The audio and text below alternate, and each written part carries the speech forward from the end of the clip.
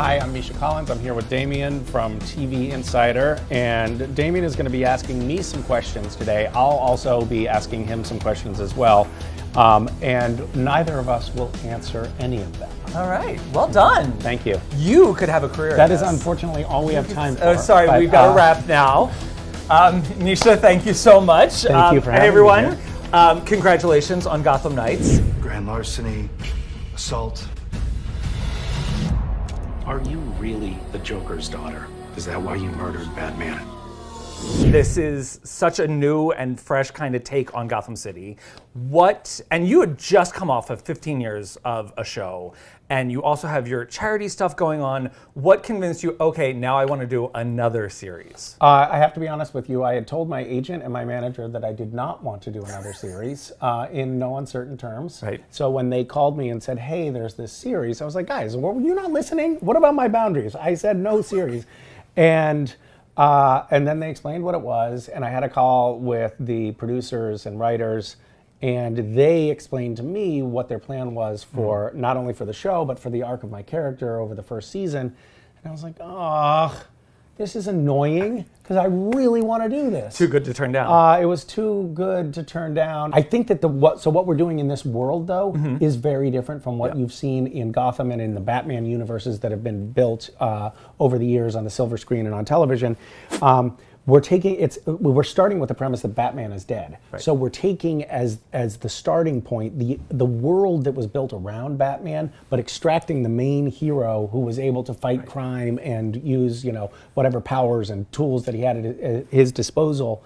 And now there's a void, and filling in that vacuum is the next generation. It's Batman's adopted son. It's the Joker's daughter. Yeah. I'm the DA who, at the outset of the season, is also trying to help fill that void. But by setting the show up that way, we're branching off into all new storylines, but getting to mine that particular landscape, which I think really works well. It does, and because two of your writers and showrunners came from Gotham, they worked on Gotham, so they knew how to do a show without Batman and still play with the toys in the Bat canon. And that's what you guys are doing in this, where it's like, there's no Batman.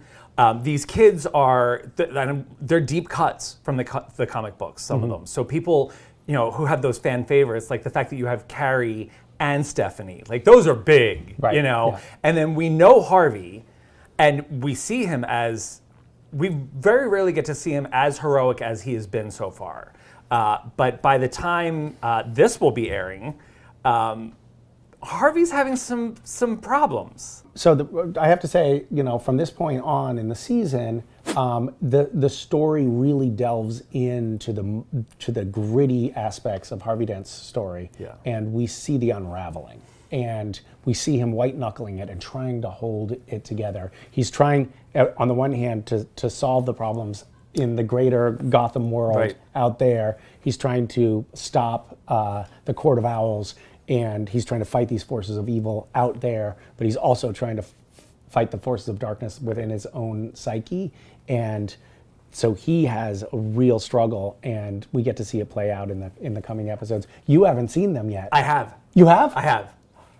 So I know. Oh, yeah, I know. The scandal. So you could be the problem that these kids are dealing with.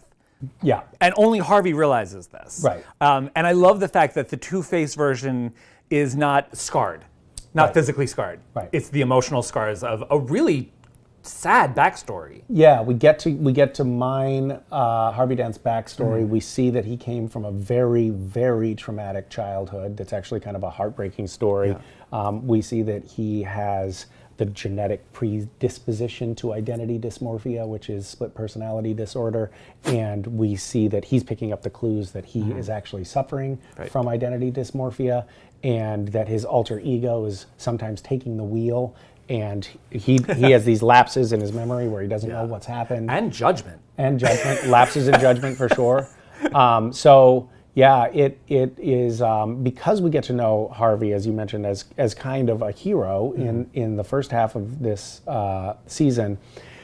When he devolves and ultimately loosens the reins and lets the character that we know in Batman lore as Two-Face take the reins,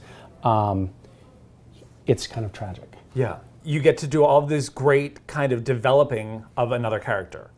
How was that, getting to play two sides of the coin, if you will? It was a lot of fun, Yeah. and thank you for that little metaphor, because that was really apt. So what was cool about developing the character of what we in the scripts called Fugue Harvey. So we don't actually, in the first season, we never call him Two-Face. Okay. That iteration, that moniker will be hung on him in future episodes. But we called him Fugue Harvey because he's in like a fugue state. But the cool thing about it is it's almost like he is still Harvey. He's still that same person, but take away all of the inhibitions, take away the moral compass, lean into your animal desires, and like just like suck the marrow from life. So in some respects, it's not threaded with evil, but it's unfettered by all of the things that make us good. Right. And that was really fun to explore. Yeah, because that's like the version we all think we are when we're on vacation. Right. Yes, it's Vacation Harvey. Or Vacation Harvey, but with possible blood on his hands. Right. Yeah. So what can you tell us about the rest of Gotham Knights as we head into the second half of the season? I really like the way our show starts. I like the first 6 episodes. I feel like it is we are taking our time developing the story, and the second half of the season really pays that off. By the time we get into the second half of the season, which is now coming right up, the show is cooking with gas, and every episode I think is going to be incredibly frustrating for the audience because they are not going to want to wait another week for the next one to come out. The cadence picks up a lot. The stakes go through the roof, and we get to see all of the characters have really complex arcs in the second half of the season. Thank you so much. And everyone, do not miss Gotham Knights on the CW. Don't miss it.